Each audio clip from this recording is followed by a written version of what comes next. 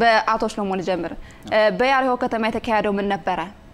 ኬት በያሪሆ ከተማ ያሪሆ እየተደረገ ያለው እንዴት ነው? በአጠቃላይ እስራኤል ሀገር ውስጥ ሁሉ ጊዜም ቢሆን የእስራኤል ሀገር ጠላቶች በተለያዩ መንገድ በተለይ ቴሮሪስቶች እስራኤልን እንደፈተኗት ነው የሚኖሩት።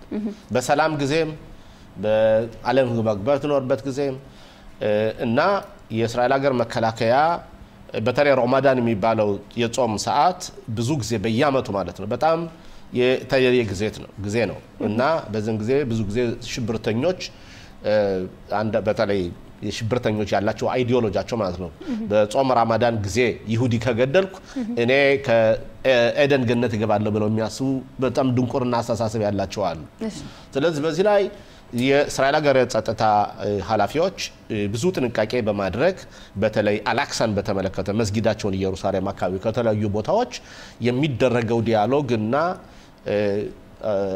ነገሮችን እንዳይፋፋሙ እንዳይበላሹ ጥረት ይደረጋል። ይሄ አንዱ። ሁለተኛ ግን ለምሳሌ ቅድመ ዝግጅት የሚያደርጉ ወንበዴዎች ካሉ መረጃ ካለ የእስራኤል ሀገር የጸጥታ ጉዳይ አንድም ቀንም ቆመው አያውቁም። እነሱ ካሉበት ወደ መያዝ ወይ ማመቶ ወይ መግደል ወይ ይዞ ፍርድ ማቆም ይሄን ያደርጋሉ። ያ ማለት ደጋግመን አሁን የምንለው ለምሳሌ ሰላማዊ ሰልፉን እንነጋገራለን እንደዚህ ነው። ግን በመጨረሻ ላይ ማለት ነው መጨረሻ ላይ ያገሪቱ ደህንነት ግን ከሁሉም በላይ ነው ተጠባና አሁን ይሄን ብለው እኛ እስራኤሎች እርስ በራሳቸው እየተጣሉ ነው ብለው ጉዳት ለማድረስ የሚመጡ ሽብርተኞች ካሉ ዘመናው ከቤታቸው ቢቀመጡ ይችላሉ። የእስራኤል ደህንነትና የእስራኤል ወታደር አገዛዝ በሙሉ በጉዳዩ ላይ ትኩረት ያደርጉበታል። ረመዳን የሚባለው ጊዜ በጣም ሴንሲቲቭ ነው። በነገራችን ላይ በዚህ አመት ብቻ ሳይሆን በየአመቱ ያለ ነገር ነውና ጥንቃቄ እየተደረገ ነው። ስለዚህ የሪሆ የተደረገው ጉዳይ አስፈላጊ ነው ብዬ ገምታለሁ። እሺ አቶ ጋቢ ስለዚህ ጉዳይ ምን ይላሉ? አዎ እንግዲህ በመጀመሪያ በያሪሆ የተካሄደው ምንድነው ለሽብር ፈጠራ ድርጊት የተዘጋጁ ሽብርተኞች ነበሩ። እነሱን ለመያዝ ነበር የእስራኤል የጸጥታ ኃይሎች ወደ ያሪሆ ተከታትለው የገቡት።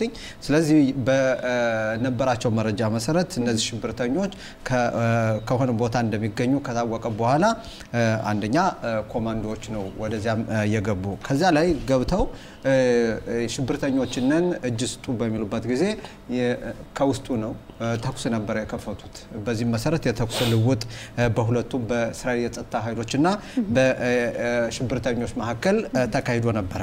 እስካሁን ድረስ በእስራኤል የመከላከያ ሰራዊት በኩል ወይም በጸጥታ ኃይሎች የደረሰ ጉዳት የተነገረ የለም። በፍልስጤሞች በኩል ግን የቆሰለ ቢያንስ የቆሰለ እንዳለ እየተነገረ ነው። አንድ ሽብርተኛም ለዚህ ተብሎ የተገባበት እሱ በቁጥጥር ስር መዋሉን የእስራኤል መከላከያ ሰራዊት ይፋ አድርጓል።